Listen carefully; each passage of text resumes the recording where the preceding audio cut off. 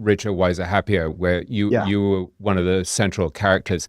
I think in a way that was my biggest revelation over the 5 years of working on the book and digesting that material, was that we have this fundamental problem that the future is unknowable, and yet, as you often write, we have to make decisions about the future. And it struck me, I think probably deeply influenced by you, was that there are all of these ways in which you, even though you have no control, you can very subtly stack the odds in your favor. It kind of is simultaneously, like most truths, sort of banal and incredibly profound. Can you talk a little bit about that idea? Because it seems like a sort of guiding principle that actually I think runs through all of the great investors' lives, is this ability.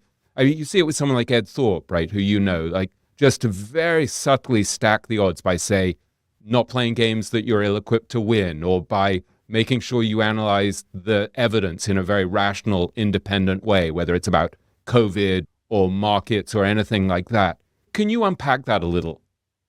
Well, I mean, there's so many thoughts on that subject, but one of the things that Warren Buffett has been most outspoken about is in baseball, you should get up to the plate and you should wait for the good pitch.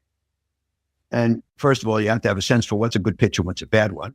And he tells the story that Ted Williams, not only was Ted Williams waiting for good pitches, but he was very studious about his accomplishments, and he charted all his batting, and he figured out where was the pitch and what was the result. And he figured out, he broke the strike zone into 18 spots. And he said, well, if the ball is in spot number 1, 2, or 4, I tend to get a single. If it's in 5 or 6, I tend to get a double. And if it's in 7 or 8, I tend to strike out. So you got to figure out what's a good pitch, and you got to wait for it. He says, and Buffett has always advocated patience and not hyperactivity.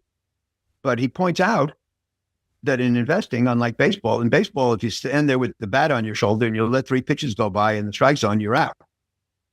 But in investing, you can wait more. You don't get called out on strikes.